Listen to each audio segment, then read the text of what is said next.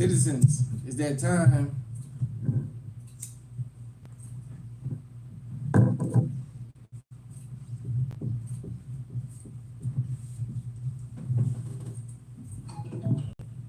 You are officially and incinerator. Welcome to Incense and Common Sense, the live streams that we do here on the Alert Zone TV. Hope everybody having a good day.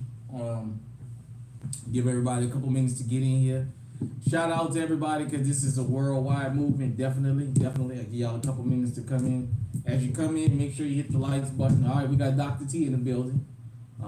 Definitely. Hope everybody's enjoying themselves and being safe wherever you are around the world. This is gonna be one for the books. That's gonna be one that's gonna hit home. Because it's gonna be something. It's specific to an incident that happened here in America, but it's not only an American problem. It's a global problem.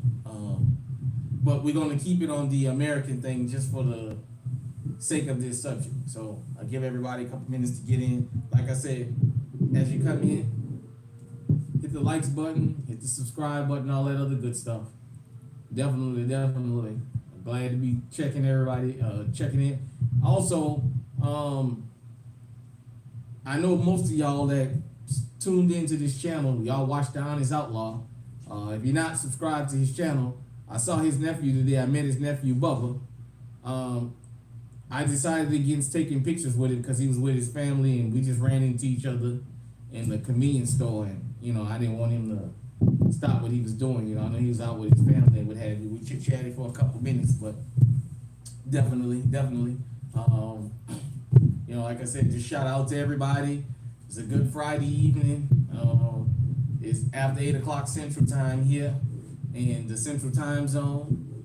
So give everybody a couple minutes to get in here. Shout out to Well Dressed Tactical, definitely. Dr. T. All right, what's going on? Shout out to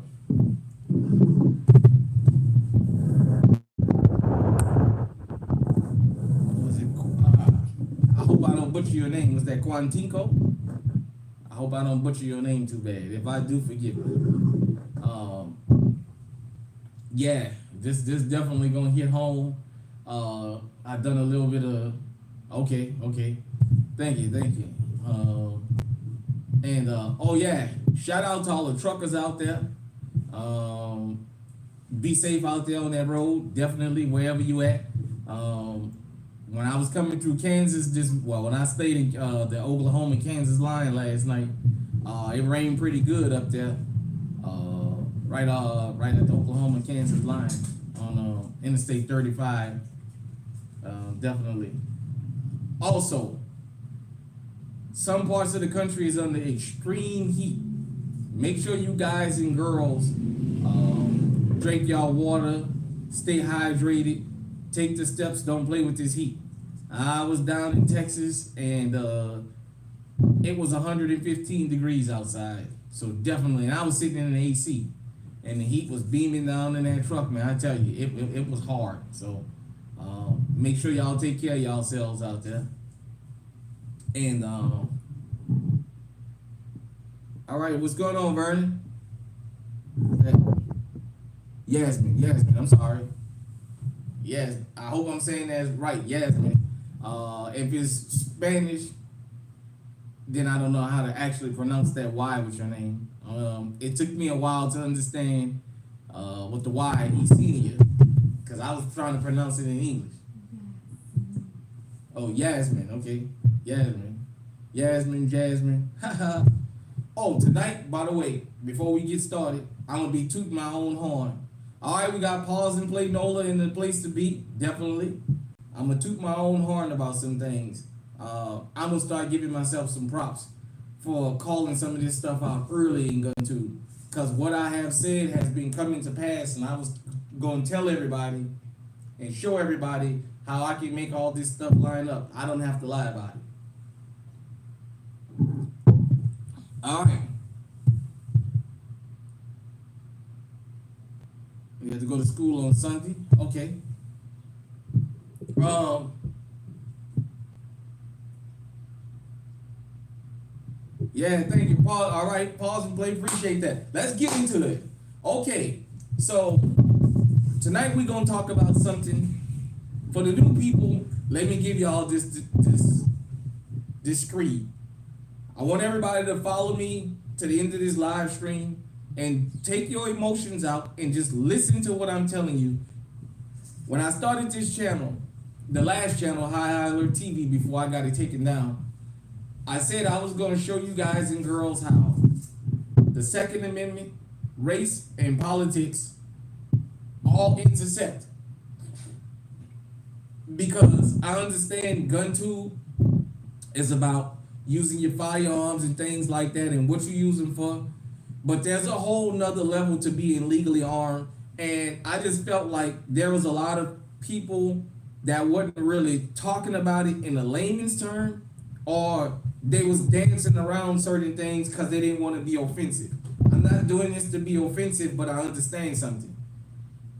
My goal is not only to get everybody legally armed where they can protect themselves. My goal is to teach you how to survive the encounter. Because once you become legally armed, you got to understand something. It's almost like going from being a civilian to being like in the military. The standard for us is going to be different. And I'm explaining this. We're going to talk about this Jacksonville incident. For those of you who don't know, the Jacksonville Sheriff's Office is in trouble again. They're in hot water. And I'll tell you why I called it a sucker punch, and I'll connect all the dots and what have you, and then we'll take it from there. But I wanted to talk to everybody because a part of being legally armed is eventually you may get stopped by law enforcement. You got to understand, when you're legally armed, the rules are very different for us. Because the mere fact that that firearm is yours, if the wrong officer stops you and you quote unquote give them shit, that can be your undoing. And the one thing people can't argue about is that that gun wasn't yours, because they'll easily say you reached for it. So after we do the live stream, you guys and girls are welcome to go and watch the video if you haven't seen it, and you can judge for yourself. Shout out to the lead attorney, because I seen this video a couple days, but I decided I was gonna sit on it because I wanted to gather some thoughts, some facts, and watch different perspectives. I even had the unfortunate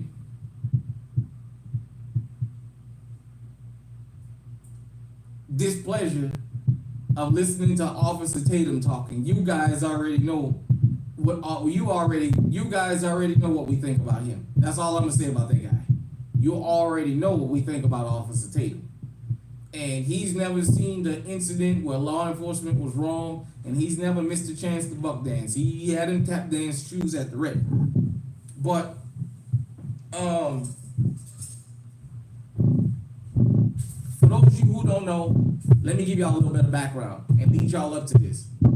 So I drive a truck for a living. I've been driving the truck. I started in 02. I drove for 02 to the end of 2010. I came off the road again from the end of 2010 to April of 2021. A lot has changed, but we can talk about inclement weather because that's how this traffic stop started. For those of you who don't know, for you young people, y'all might not remember life before automatic switches on cars. So I got an 84 Riviera parked outside. It's the manual lights. You got to turn them on and you got to turn them off, or you'll be driving with no headlights, no tail lights. With the newer vehicles, automatically, if you put it in the auto setting, they come on and they go off automatic. Now, everybody understands the law is when when it's raining, it's snowing, it's foggy, it's real smoky, you're supposed to have headlights on so people can see you. That's the law. But because we live in a time where everything is so modernized, sometimes it's in broad daylight, it's raining, and people don't have their lights on. Not because they didn't turn them on, they're used to the automatic set. And the automatic setting didn't turn their lights on. So if the automatic setting don't turn your lights on, well, then you won't turn them on. I deal with this on the way up here. It was raining cats and dogs this morning, and there were people literally with no lights on because of the automatic setting. So, this young man, Mr. William McNeil, was stopped, and wanted to know what he got stopped for. And the officer told him, because he didn't have his headlights on in inclement weather, and then his seatbelt and whatever.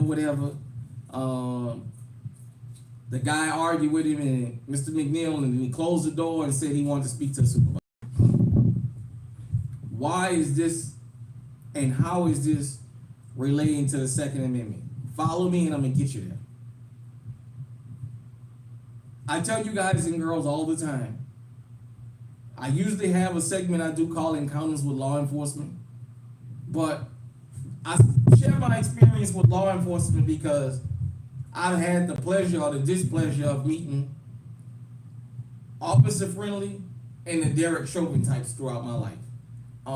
For those of you who from the New York area, when y'all had stop and frisk going on, we had the jump out boys going on down in New Orleans. So we was going through the same things. Coming outside, sitting on the porch, put the trash out, can get you hemmed up by the police, literally. Didn't matter what your age was. All you had to do was look a certain way. You know what I mean by that? I don't want to specifically racialize this incident, but I'm going to get to something. I just want y'all to follow me. So, we already know the different laws and why you need to know different laws. So when it's in inclement weather and it's raining, you're supposed to have your headlights on. So they claim that's what they stopped him for. Although it wasn't raining at the time he was stopped.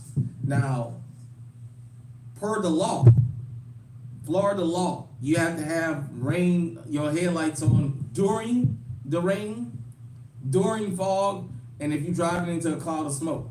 It didn't say if it's cloudy outside or inclement weather besides at night. It's broad daylight. Now, for some of you, everybody knows from time to time, it'll rain and the sun will be out, and it'll still be raining. So you're not going to have your headlights on like that. And if you got your setting in automatic on your car, they're not going to automatically come on because they recognize the sun.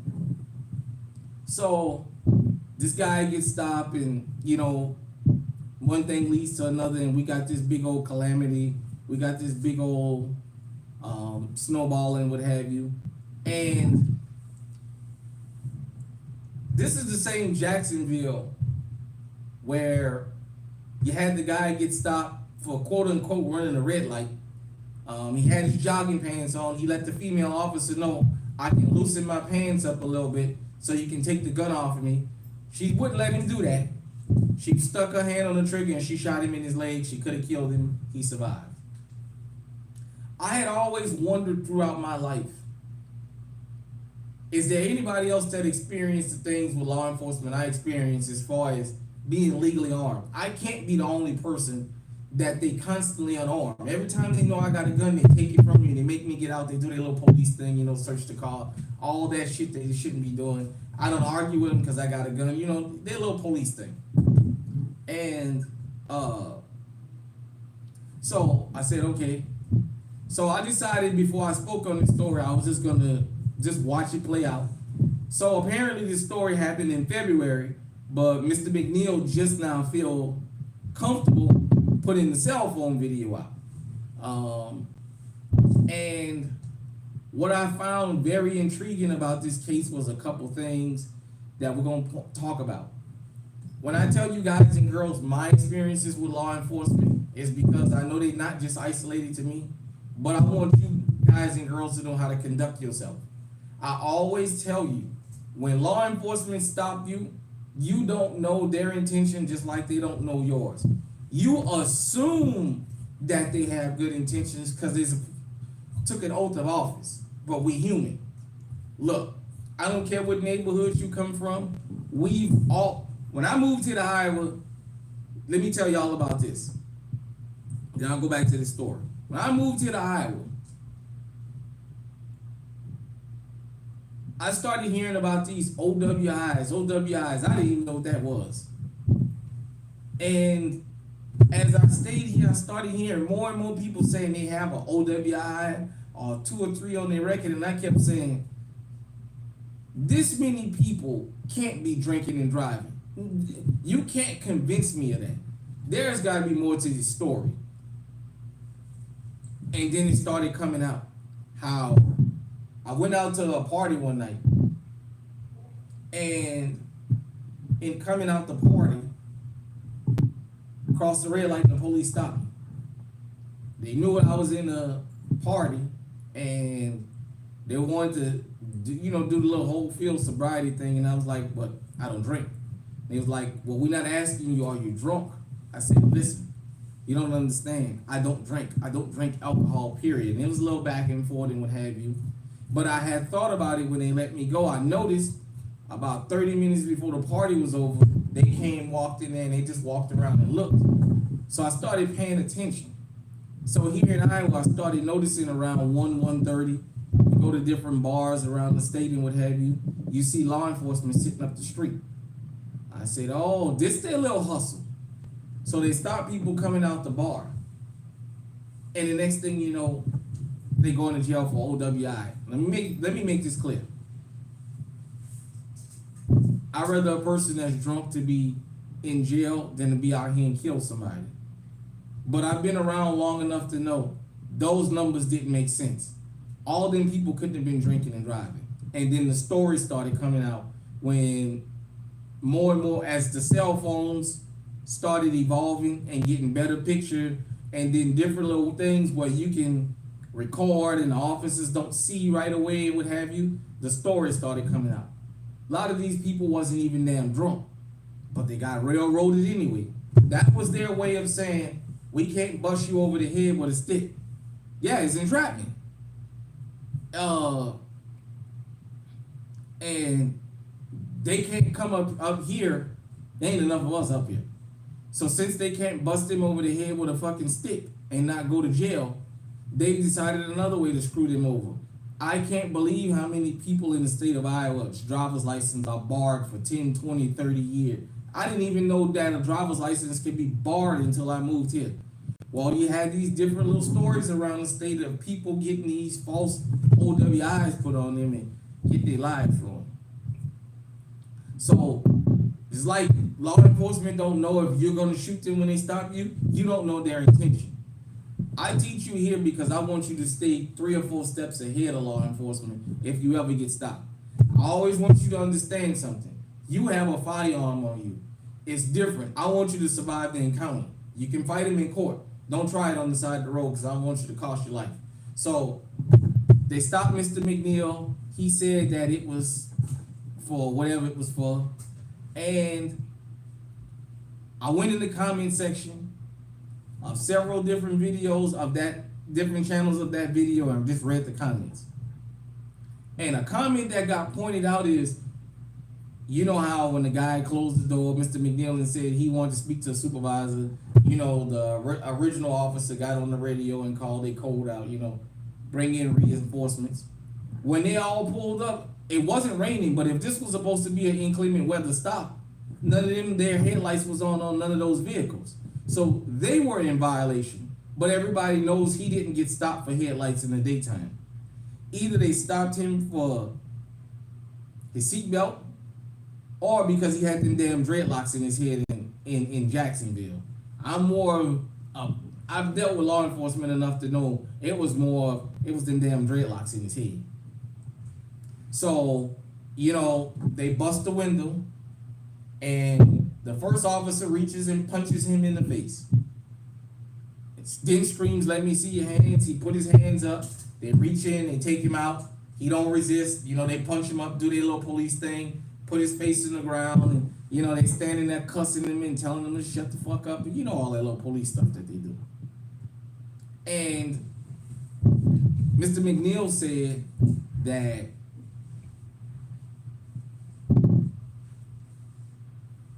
when this happened, he didn't resist it, what have you.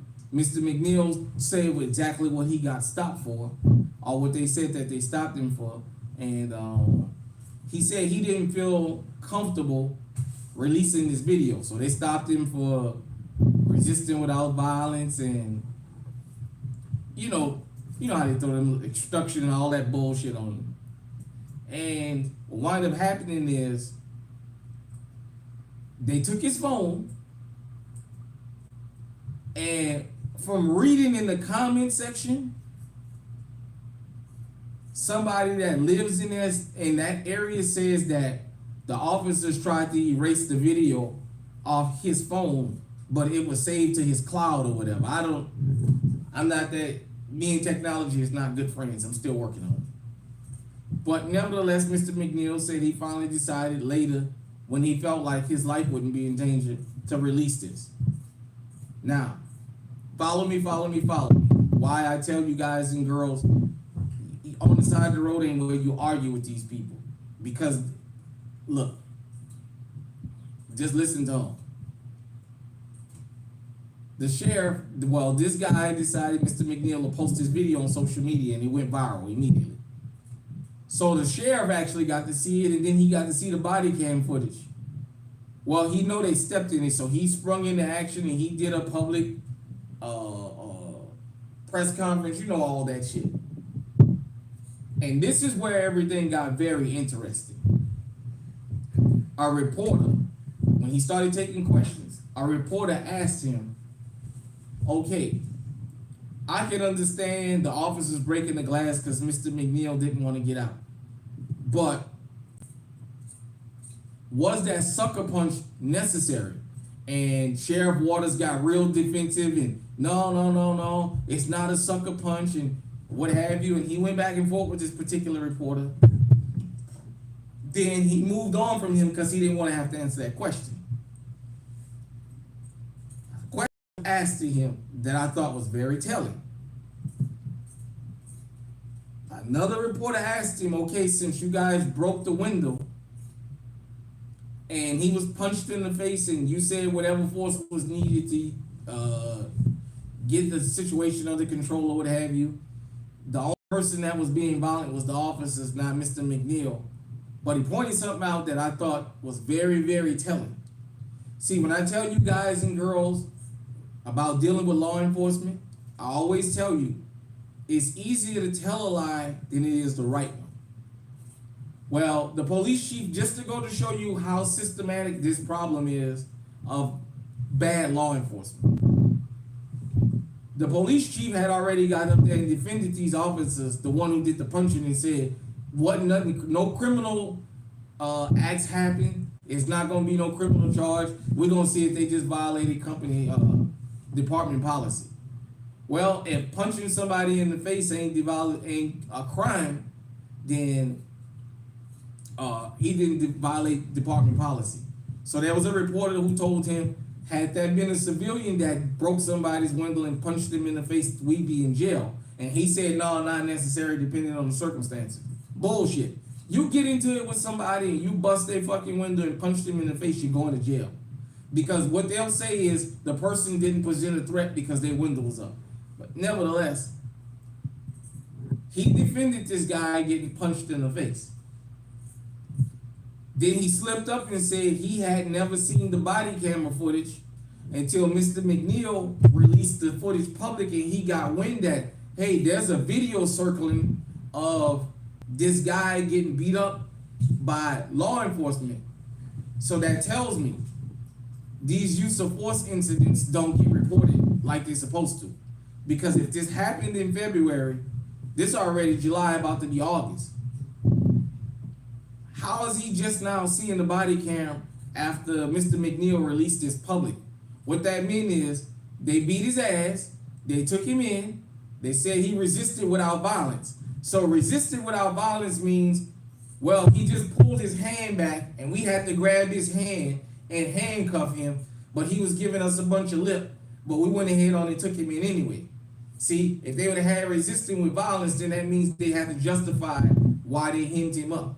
See, I told you guys and girls, when they go to these consulting classes and all this extended training, the police unions and all that, they're teaching them how to get around the law. This is why I'm gonna toot my own horn. This is why you need to come to places like this. so you can understand and you can know what you're dealing with, so you can stay 2 or 3 steps ahead of them. That's why they constantly keep having all this training going on. It's to figure out how to get around the law. So Sheriff Waters defended this, and a reporter asked, so where was the knife that he was reaching for? Because in the video, he wasn't reaching for a knife when he got punched in the face. And the sheriff said, well, where did you hear that at? And Sheriff Waters asked the reporter, where did you hear that at? And the reporter said, it's in the police report. And Sheriff Waters said, which report did you read? He said, I read the same report you got. That tells me the sheriff, they never told them what happened, that they beat this young man. He never read the report. So he was standing there defending a cop's action, but he didn't even know why the cop did that. Like I said, the cop in the report said he punched him in the face because Mr. McNeil was reaching for a knife. But that's not what the video showed. So Sheriff Waters got trapped, and he said, well, we didn't see where his hands was, so I don't know. We just dealing on facts and blah, blah, blah. You know, you guys welcome to go see all this after that. After this live stream. I said all that to say this. When you get stopped by law enforcement, you are behind enemy lines. Rest in power, Brother Neely Fuller. Brother Neely Fuller talked to us about this. You are behind enemy lines. Now, this is in Florida. This is in gung-ho Florida, where they got constitutional carry, weapons is legal, and all this other stuff. But you're behind enemy lines. When you get stopped, driver license, registration, proof of insurance. All this happened, and the officer made it clear. He got punched because he reached for a knife, but that's not true. I also wanted to go down the time frame to show you guys how the sheriff automatically defended these guys. He hadn't even read the report.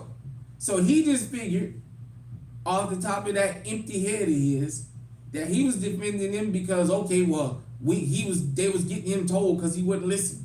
And then the reporter just calmly said, well, according to the officer, Mr. McNeil was reaching for a knife. That's why he punched him in the face.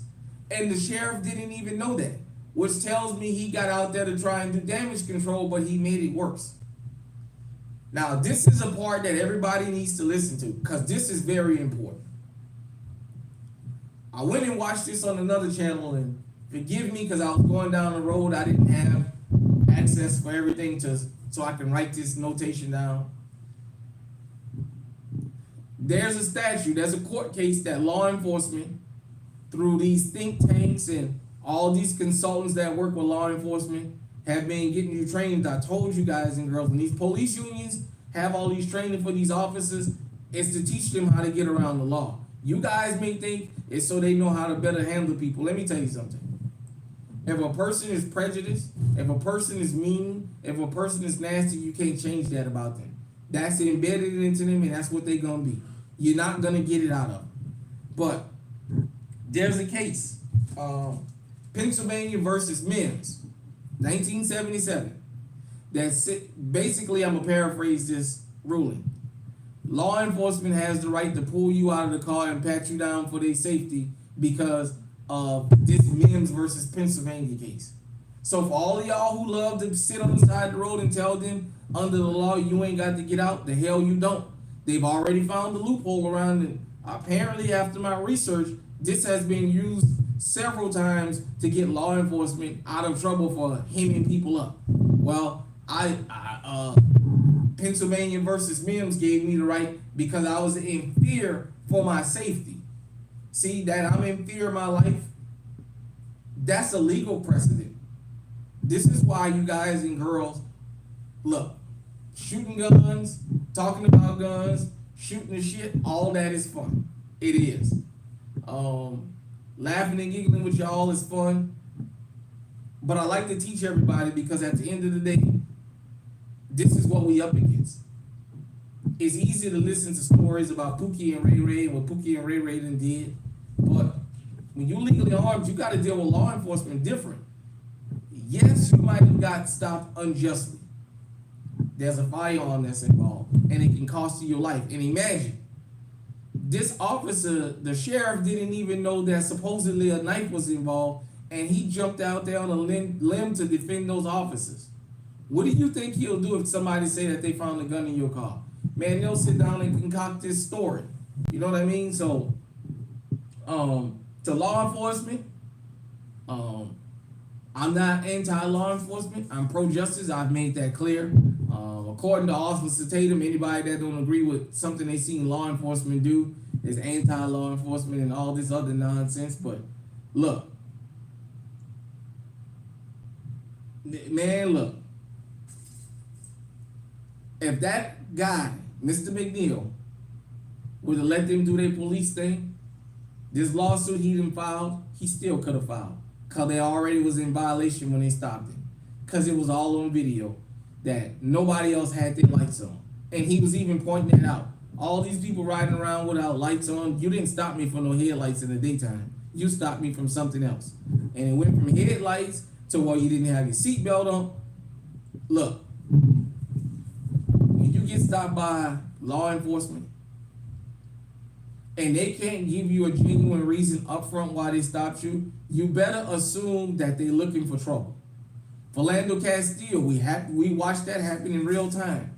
It went from getting stopped for a broken tail light to you fit the description of a robbery suspect to the man getting killed right in front of his old lady and the little girl. So when officers are already fishing for a reason to stop you, look, man, make your interaction as quick as possible. Give them your paperwork. Keep your mouth shut. You're behind enemy lines. You can say 1 or 2 times, I wasn't speeding, I didn't run the light or whatever. If they adamant you was, meet them in fucking court. Now this young man has had his life traumatized. It's a whole big old thing now because of that. And I understand how it gets tiring, man. It gets tiring because he got stopped on video this time, but I'm pretty sure that's not the first time he's been stopped by law enforcement. If you've never had to live your life like that, I'll go ahead and go into something. Because, you know, I've seen this on social media. With this whole immigration thing, I'm going to be specific about Hispanic people, the Spanish-speaking community. You see how a lot of y'all feel? See how a lot of y'all children feel about law enforcement just running up on y'all? If you've never had to live that life, you don't understand how tiring it is.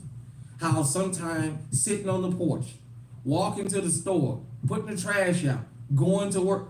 You guys and girls don't understand, if you've never been through it, what it's like to get stopped 2 or 3 times within 3 or 4 blocks by different cops. I know the feeling. I know what it's like to get snatched up in construction clothes and all that coming from. I know all this. You guys and girls have to be careful out here. Okay? When we dealing with law enforcement, when they stop you, you're behind enemy lines. Go on, give your paperwork, your license, registration, insurance, make sure it's up to date. Let them do what they're going to do and fight them in court. Don't do that shit on the side of the road. He's lucky that he's alive. He got his ass kicked. For those of you who don't know, he paid the run tax. He didn't run from them, but the mere fact that he closed that door and he wouldn't let the window down, they bust that window and they beat his ass because he made them bust that window. That's like running and making them chase you and getting caught. When they catch you, they're going to beat your fucking ass. I don't care if the camera is on or not. They're going to beat your fucking ass because they call that the run tax. If the canine got to come out and look for you, that dog going to get to bite you. I don't care how quick you put your hands up.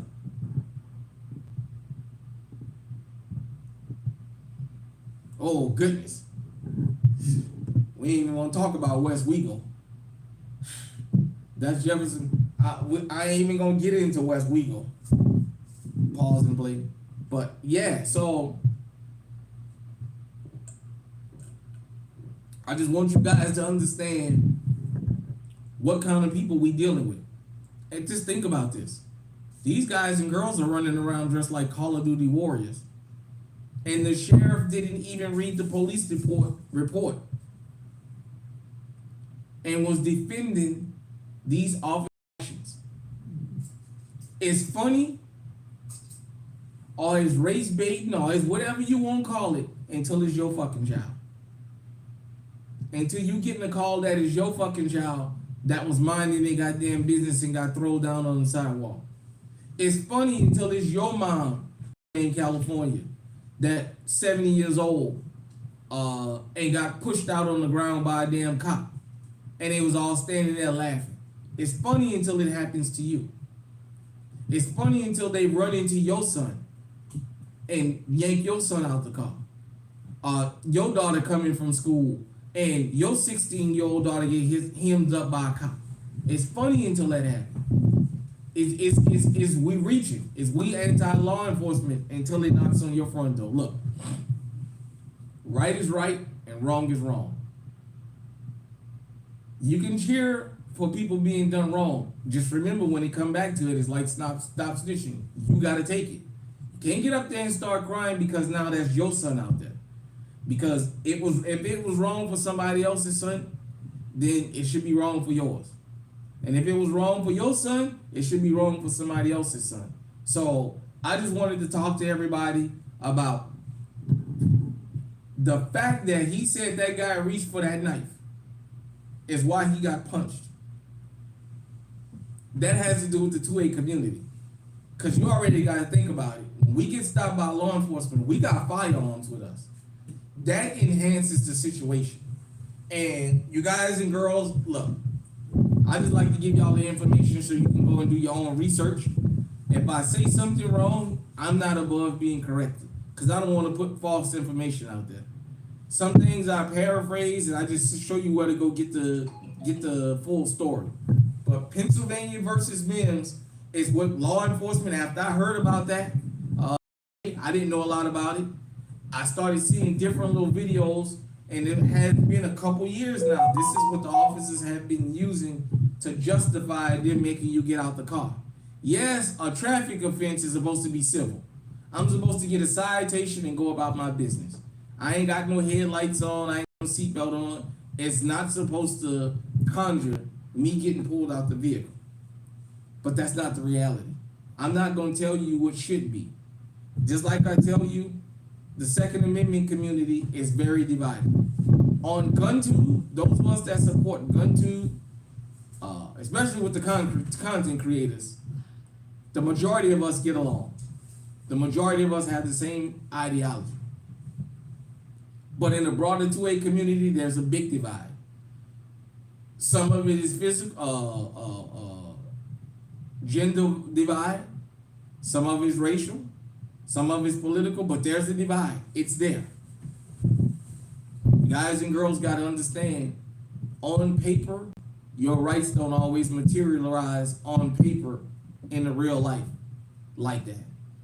I know I have an asterisk next to my Second Amendment. Next to my concealed carry permit, I got an asterisk next to mine. Yes, it's lawful, and I went through the right channels to get it. But I understand on the street, I don't have the same privileges as other people to get crazy and talk crazy and still live to tell about it with a gun. I don't have that privilege. You know what? I'm not going to test it out either, because all it takes is that one officer to shoot me in my fucking head or to shoot me in my chest and kill me. So I just thought that I would talk to everybody about this and just let everybody know. All of this punch was called a sucker punch, and Sheriff Waters was in defense of it until he was told that the officer that did the punching said that Mr. McNeil was reaching for a firearm. I told you guys and girls, Cop City and all this other carrying on, look, they're doing a dry run for when they want to do the real thing. When they go to these seminars, these police seminars and all that shit, what's going on, White Rambo? When they go to these police seminars and all this shit, they're going there to figure out how to get around the law. Every law has a counter law. Then there's the judges and there's the jury. So I would rather pay a fine and get it over than to be traumatized for the rest of my life. A lot of the things I went through with law enforcement, good and bad, I still carry them with me to this day. I always try and be mindful of I can't win. Look, I understand these guys and girls are taught to always be in control of the situation. And if that means having to talk to you nasty, they will. I want you to survive the encounter, but I also want you to understand, when you legally armed, make your encounter with law enforcement just as quick as you can. Driver's license, registration, insurance. If they ask you for your firearm so they can run it, give them your fucking permit, let them do their little police thing, and go about your fucking business. All that screaming and shouting about you can't violate my rights and I ain't got to get out the car. Well, guess what? Pennsylvania versus Mims say that you do. And law enforcement have already been taught that and is making its way around. So the I'm afraid of my life is always going to be a part of law enforcement. So just get used to it. It's been and it's going to be. All I'm telling you is this was a textbook case of law enforcement defending each other without all the facts, number one. And number two, an officer writing one thing in the report that didn't happen in real life. Because if he was reaching for a knife in the report, then that means he was doing something violent. But they put him in jail for resisting without violence. So you can't do both at the same time when it comes to that. You can't say, I punched him because he was reaching for his knife, and then say, but I arrested him for resisting without violence. Both of those can't be true. Yes, some things can be true at the same time. Those two things can't. You can't do both. A knife is a deadly weapon. Reaching for a knife is considered a violent crime. Well, guess what? You can't say I'm committing a violent crime and then say, but I'm going to arrest you and say that you didn't even hint at violence. Well, which one is it? You know what I'm saying? So,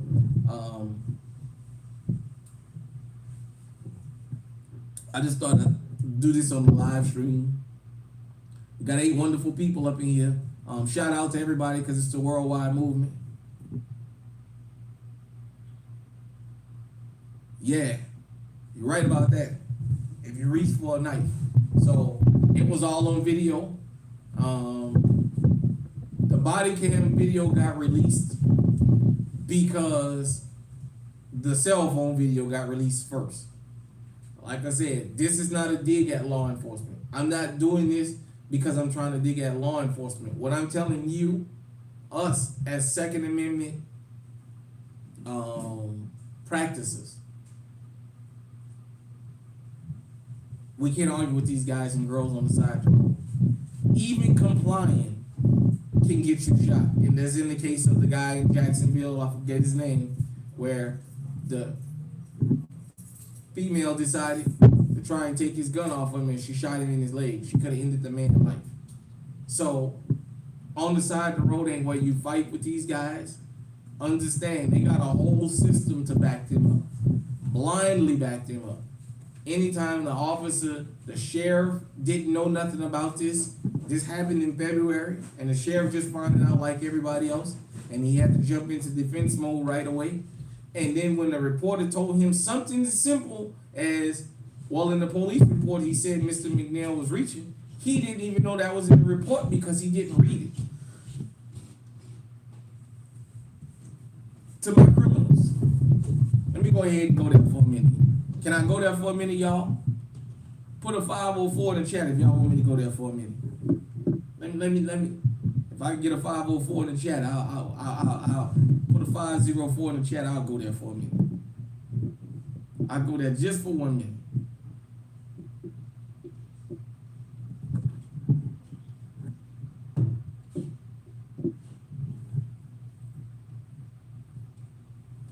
Anybody? Anybody want to drop a 504 in the chat? Anybody drop a 504 in the chat? I'll go in there just for a minute. Oh, all right, we got a 504 in the chat. To all my criminals, let me put y'all up on something.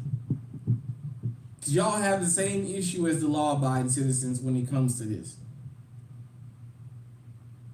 Anytime that you get arrested, anytime you got any kind of run in with law enforcement, go get the police report. Now, if you illiterate and you can't read, shame on you. But go get the police report. I keep telling you guys and girls, it's a whole lot easier to tell a lie than it is the right one. Because they can explain something perfect that makes sense, and then when they go write it down, it's like night and fucking day. And just the mere fact that the sheriff didn't even decide and didn't even think this through enough to go and read the report tells you everything you need to know. Now, I just pointed out the report and I haven't even seen it. Inconsistencies. You say you stopped him for no rain, no lights in the rain. It wasn't raining when you stopped him because the law says during rain, not in inclement weather. Because Officer Tatum was trying to change the law around to make it fit his narrative. When backup pulled up, a couple minutes later, none of the cars had their headlights on. You say he violence, but in the report you say you punched him because he was reaching for a knife. Reaching for a knife is like reaching for a gun. That's considered a violent crime. That's why they have attempted aggravated assault or attempted aggravated murder or what have you, because it's a violent crime. I just proved that, and I haven't even read the report yet. So that goes to tell me, if I got that official report in front of me, I can point 1,000 probably inconsistencies out. This is why I tell you guys and girls, deal with them in court. If you can read, if you got critical thinking, and if you're not sure, you take your little highlighter and highlight what you don't understand, and you sit down and talk it out with your lawyer. For as much shit as y'all give public defenders, if you just understand a little bit about the law, hell, forget the law. If you can read the police report, hell, you can damn near be your own defense attorney. I told you. Most of these guys and girls are not fucking brainiacs. It's hard to write the right thing when you have the wrong intentions. It's just hard. It's very hard to say, I kicked somebody's ass. Now I'm gonna sit down after I just got finished kicking somebody's ass and write out something. One thing to speak it, I'm gonna write out something that says the exact opposite. You can't do both. The human mind don't function like that. You can't get out there and do something really egregious and then sit down and write it down as though something totally different happened. The human brain ain't gonna function like that. You're gonna screw up somewhere. And all it takes is a simple-minded person that knows how to fucking read, and they'll debunk you real quick. Like I said, I haven't even seen the report, and I just already showed y'all where this wasn't warranted because the officer's headlights wasn't on, and none of his partners showed up with headlights on, and other things. So I can only imagine what this report is written like. But the main fact that also he said he reached. Guys and girls have to be careful because what do they always say? I'm in fear of my life, and he was reaching. That's why I shot him. He was reaching.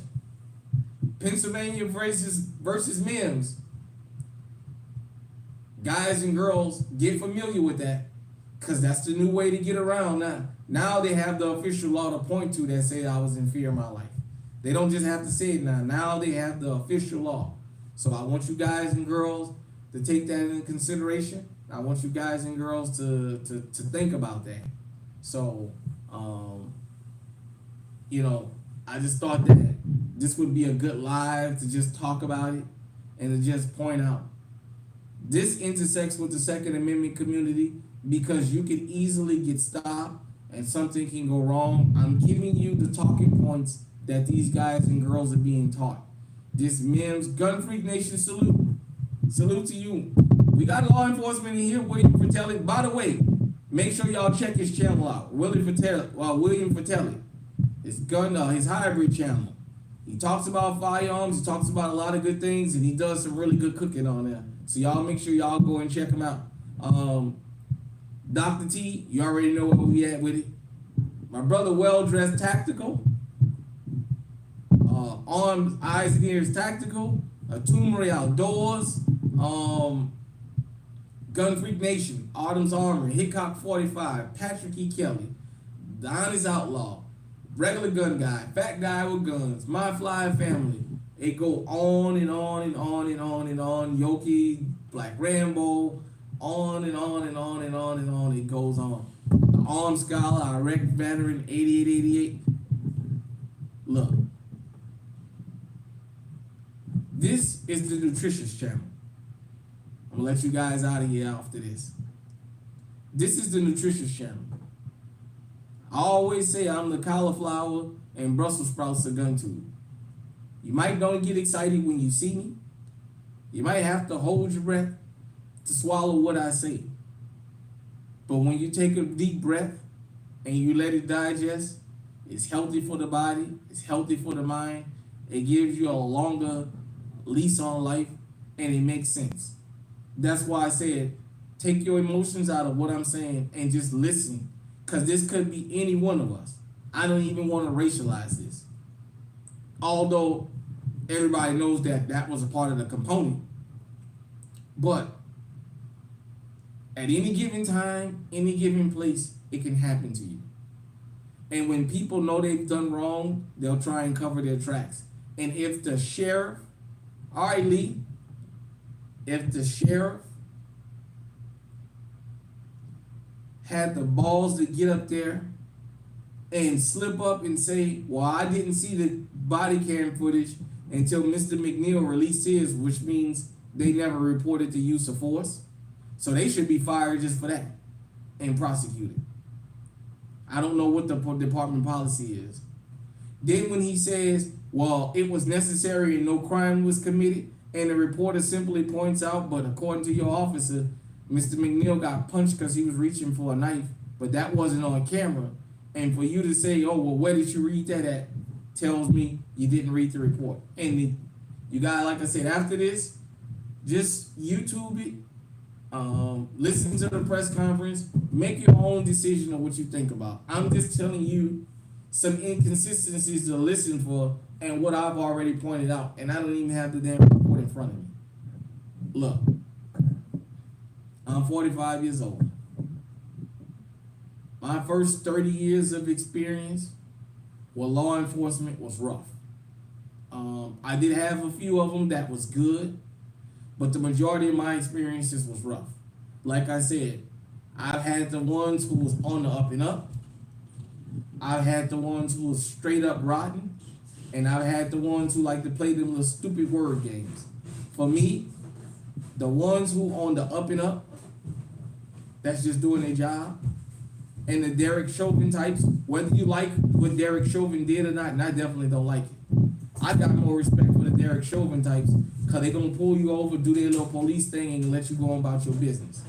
It's the guys and girls that like to play this, I'm not one of them bad cops, but I'm not gonna let you leave until you let sir. Look, I don't like, look, we grown-ups, let's deal with what we gonna deal with. All right, we got Family First Gun Club up in here. Let's deal with what we gonna deal with, and then we can go on our own separate ways. All that separating us so you can ask us all in different, if it's 2 or 3 of us, where you coming from, where you going, to see if we like. Look, I don't like all that. As much as I hated the jump out squad, they never had us under the illusion that, well, we just policing. Nah, they was honest. We ain't gonna ask you to search you. We're gonna yank you out the car. If you walking and we gonna throw you down or throw you on the building or whatever we gonna do, we're gonna search you. If we don't find them, we're gonna let you go about your business. I don't like it, but you know what? I respect it for being up front. As opposed to the one who stops me for a bullshit reason and then plays this word game of, well, where you coming from? Where you going? Well, this, well, that. All this trying to snake your way into, well, I don't know who you is, and, well, now you being detained. Look, I don't like dealing with all that. Do what you're going to do so I can go on about my damn business. Those are the cops I respect. I don't like them, and I don't like what they do, but I respect the upfront corrupt cops as opposed to the ones that's cunning. Because the ones that's cunning, yeah. Like I said, if you've never had to live with that growing up, you won't know how it feels.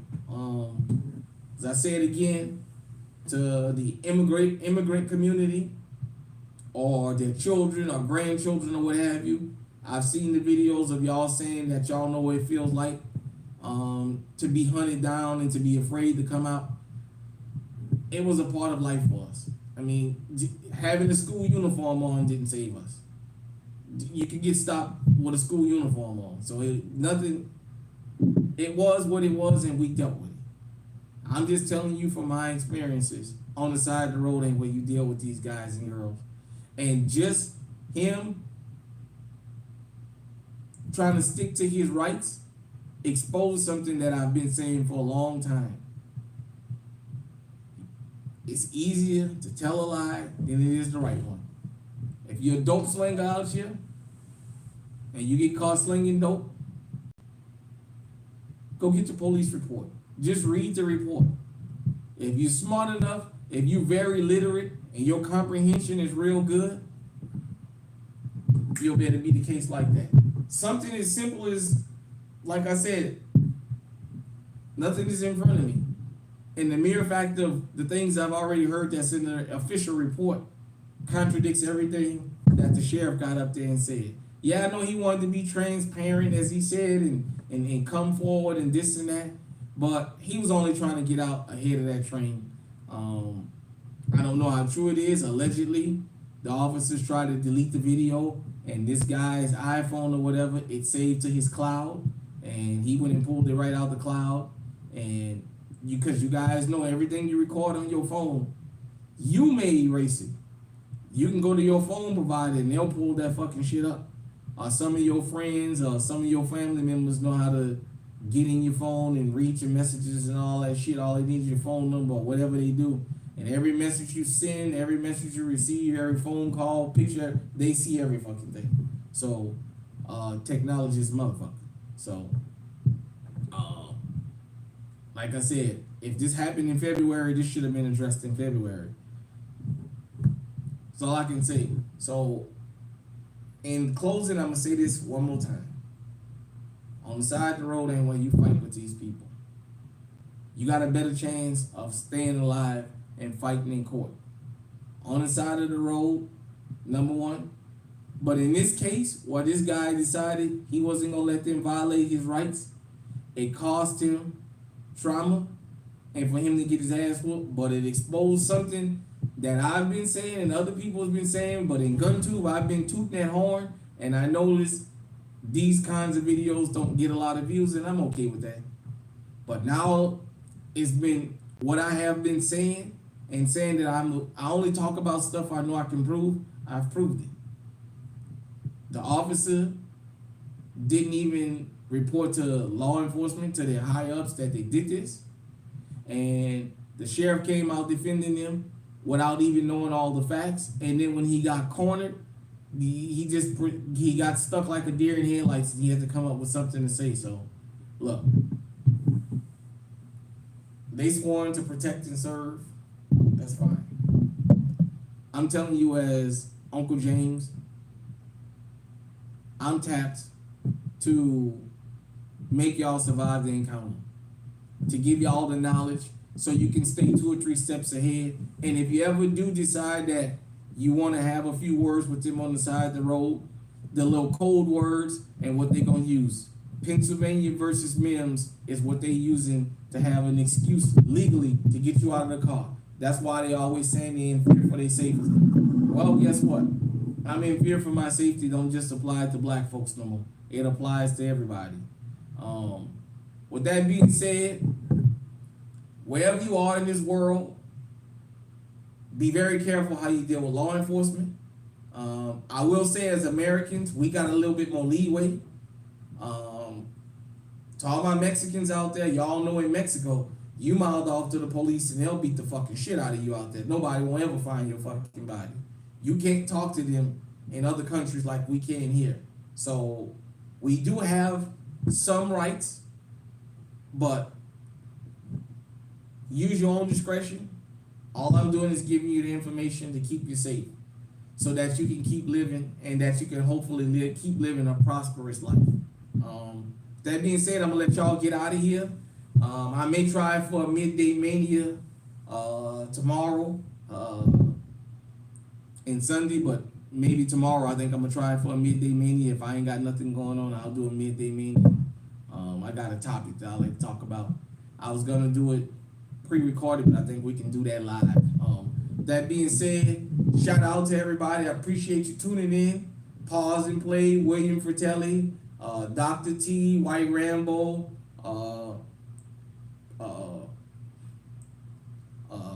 Family First with Guns. Everybody else that tuned in, I appreciate y'all tuning into the live stream. If you're catching this on the replay, make sure you give this a like. Also, I love for you guys and girls to just drop in the comment section on the replay where you're watching in from. Because this is a worldwide movement. With that being said, everybody, until next time, stay safe, stay armed, stay on high alert, and we out.